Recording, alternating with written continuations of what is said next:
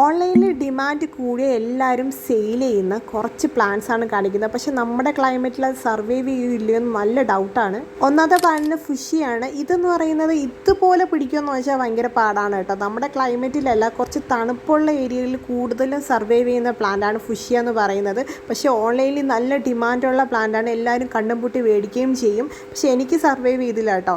അടുത്തത് ക്രിസ്മസ് കാറ്റസ് ആണ്. ക്രിസ്മസ് കാറ്റസും ഇതുപോലെയാണ്. 100 രൂപയ്ക്ക് 4 എണ്ണം എന്നൊക്കെ പറഞ്ഞിട്ട് പല കളറിൽ വിറ്റിട്ടുണ്ടായിരുന്നു. പക്ഷെ നമ്മളിവിടെ സർവൈവ് ചെയ്താൽ ഭയങ്കര പാടാണ്. ഫ്ലവർ ആദ്യമൊക്കെ കാണും, പിന്നെ അത് പിടിക്കത്തേ ഇല്ല.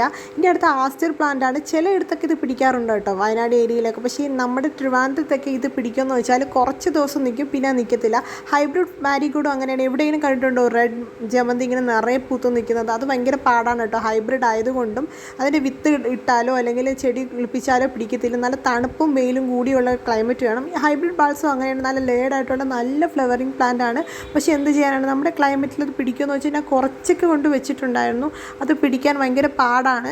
അതേപോലെ തന്നെ സ്വീറ്റ് വില്യം എന്ന് പറയുന്നത് ഇതുപോലെ നിറയെ പൂക്കൾ പിടിക്കുന്നില്ലെങ്കിലും കുറച്ച് നാൾ, അതായത് സീസണൽ ഫ്ലവർ ആയതുകൊണ്ട് കുറച്ച് നാളൊക്കെ നമ്മുടെ വീട്ടിൽ സർവൈവ് ചെയ്യും. പക്ഷെ ഒരുപാടൊന്നും നിൽക്കത്തില്ല. അടുത്തെന്ന് പറയുന്നത് പോയിൻസിഷ്യ എന്ന് പറയുന്ന ഒരു മരം പോലെ നിൽക്കുന്ന ചെടിയാണ്. നല്ല ഭംഗിയുള്ളതാണ്, ഇലച്ചെടിയാണ്. 2-3 കളറൊക്കെ കൊണ്ട് വെച്ചിട്ട് പോലും സർവൈവ് ചെയ്തില്ല. നിങ്ങൾക്ക് സർവൈവ് ചെയ്തിട്ടുണ്ടെങ്കിൽ കമൻറ്റ് ചെയ്യണം കേട്ടോ. ഇതൊന്നും സർവൈവ് ചെയ്തിട്ടില്ലാത്തതും ക്ലൈമറ്റിൽ കുറച്ച് വേരിയേഷൻ ഉള്ളത് കൊണ്ടാണ് ഞാൻ ഇതിൽ പറയാൻ പോകുന്നത്, അല്ലാതെ എല്ലാം പിടിക്കത്തില്ല എന്നല്ല.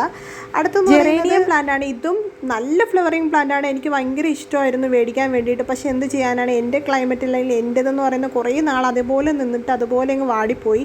വളരെ വിഷമമായിരുന്നു. നല്ല പ്രൈറ്റ് കൊടുത്തിട്ട് വാങ്ങിയതായിരുന്നു. അതുപോലെ തന്നെ ഹൈഡ്രാഞ്ചിയാണ്. കഷ്ടപ്പെട്ടാണ് നമ്മളെ വീട്ടിൽ പിടിക്കുന്നത്. ഇവിടെ പിടിച്ചിട്ടുണ്ട്, പിടിച്ചിട്ടില്ല എന്ന് പറയുന്നില്ല. പക്ഷേ അതിൻ്റേതായിട്ടുള്ള പാടുകളുണ്ട് കേട്ടോ. നമ്മൾ നല്ല തണുപ്പുള്ള സ്ഥലത്താണ് കൂടുതലും പിടിക്കുന്നത്.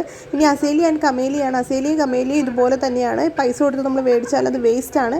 ശരിക്കും പറഞ്ഞാൽ ഇത് എൻ്റെ മാത്രം അനുഭവമാണ്. നിങ്ങൾക്ക് ഇതിലും അനുഭവങ്ങൾ ഉണ്ടായിട്ടുണ്ട്. നമ്മുടെ ക്ലൈമറ്റ്, എസ്പെഷ്യലി ട്രിവാൻഡ്രം ആ സൈഡിലെ ക്ലൈമറ്റിന് ഓക്കെ അല്ലാത്ത ചെടികൾ കൂടുതലുണ്ടെങ്കിൽ പറയട്ടോ. Thank you for watching.